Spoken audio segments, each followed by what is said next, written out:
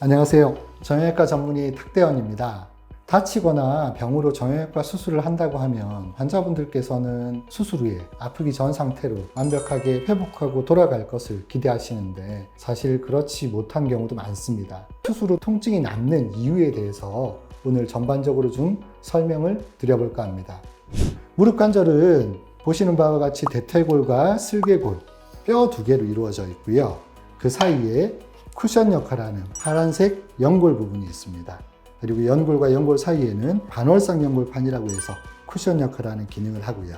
그리고 무릎 뼈를 이어주는 전 후방 십자인대, 그리고 내측, 외측, 측부인대에 인대 구조물도 있습니다. 이런 구조물들이 손상을 입거나 병이 생긴다면 정형외과적으로 수술을 보통 하게 되는 것이죠. 그래서 말씀드린 이런 해부학적인 구조에 대해서 정형외과 수술, 무릎 수술을 하게 됩니다. 첫 번째로 이제 많이 하는 수술이 연골 손상이나 반월상 연골판 파열 시에 하는 수술인 관절경 수술, 그리고 퇴행성 관절염과 함께 다리가 휘어 있는 경우가 동반되어 있을 때 하는 교정 절골술, 그리고 퇴행성 관절염이 말기까지 진행됐을 때 하는 인공관절 수술이 있겠고요.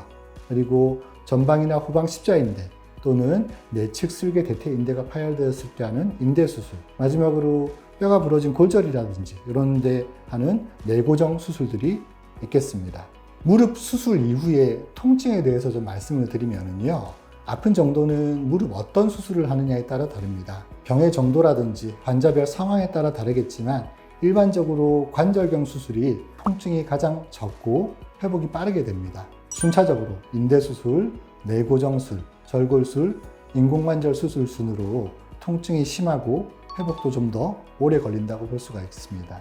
이제 수술의 재활에 대해서 좀 말씀을 드리면 관절경 같은 경우에는 절제술이나 간단하게 다듬어주는 정도의 수술만 했다고 한다면 수술하고 다음 날부터 바로 걸으실 수 있습니다. 하지만 관절경을 했다고 하더라도 찢어진 부분을 봉합했다든지 꿰맸다든지 연골 재생술을 같이 시행했다면 4에서 6주간의 목발 보조기 사용이 꼭 필요합니다.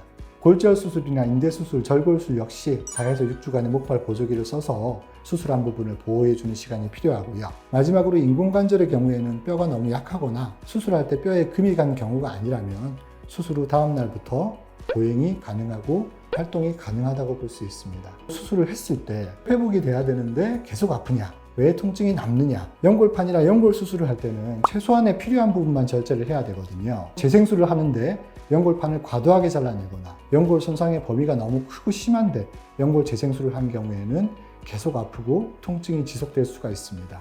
연골판은 사이에서 쿠션 역할을 하는데 쿠션이 너무 작아지거나 없어진다면 엉덩이를 깔고 앉는 방석이 없는 거나 똑같기 때문에 엉덩이가 아프고 시린 것과 같은 상황이라고 볼 수가 있습니다. 골절 수술의 경우에는 뼈가 붙지 않는다거나 어긋나서 붙을 경우에 계속 통증을 유발할 수 있고요. 인대 수술은 인대가 느슨해지거나 재파열되는 경우를 생각해 볼 수가 있겠습니다. 교정 수술의 경우에는 교정의 각도가 굉장히 중요한데요. 너무 과해서 또는 너무 교정을 덜해서 아픔이 남을 수가 있고요. 그리고 이 교정에 사용되는 철판이 너무 빠른 재활 때문에 부러지거나 하는 경우에도 계속 통증을 유발할 수가 있습니다. 마지막으로 무릎에 하는 인공관절은 삽입하는 인공연골이 너무 두껍거나 헐렁한 경우에 다리가 다 안 굽혀지거나 다 안 펴지는 뻗정다리가 되고 또는 다리가 너무 헐렁해지면서 아플 수가 있고요. 허벅지 뼈와 종아리 뼈에 삽입하는 인공관절의 방향이 잘못되게 되면 역시 수술 후 통증을 유발하는 원인이 될 수가 있습니다. 이외에도 종합적으로 모든 수술에서 재활이 잘 못되거나 근력 회복이 늦거나 충분히 회복되지 못한 상태에서 고정을 푼다거나 아니면 고정 기간이 너무 길 때에도 통증이 계속되는 원인이라고 볼 수가 있어요. 이런 수술 후 통증은 무릎 앞쪽이나 아래쪽 슬개건 쪽으로 아리고 시린다고 표현을 하시고요. 무릎 안쪽 부분으로 체중을 싣지 못해서 시큰거리고 무릎이 흔들리거나 빠지면서 딱 하고 걸리는 듯한 통증을 느낄 수도 있습니다. 통증의 원인을 찾아서 교정해 주는 것이 제일 중요하고요. 이렇게 빨리 교정을 했을 때는 금방 좋아지는 경우도 있지만 원인을 찾지 못한다면 1년 넘게 통증으로 고생하시는 분들도 계십니다. 인공관절 같은 경우에는 나는 수술 산지 2-3년 됐는데도 계속 아픕니다 말씀하시는 분들이 있어요. 앞서 말씀드린 대로 인공관절은 그 삽입물의 두께가 굉장히 중요합니다. 너무 두꺼우면 다리가 안 굽혀지는 뻗정다리가 되고요. 헐렁한 경우에는 다리가 계속 흔들리면서 통증을 유발할 수가 있습니다. 그리고 설명드린 바와 같이 허벅지 뼈와 종아리 뼈에 삽입하는 인공관절의 방향이 틀어지게 되면 만성 통증을 느끼는 원인이 되게 됩니다. 그리고 재활 시에 근력이 충분히 회복되지 못했다든지 또는 앞쪽에 있는 슬개건이라는 인대의 염증이 있는 경우에도 수술한 지 한참이 지났다고 하더라도 계속 아픈 원인이 될 수가 있습니다. 그래서 무엇보다 중요한 것은 이런 수술 후 통증이 생겼을 때 그 원인에 대한 분석과 검사, 그리고 그 원인에 대한 치료가 이루어져야 수술 후에 수술 전 상태로 회복이 될 수가 있다고 볼 수가 있습니다.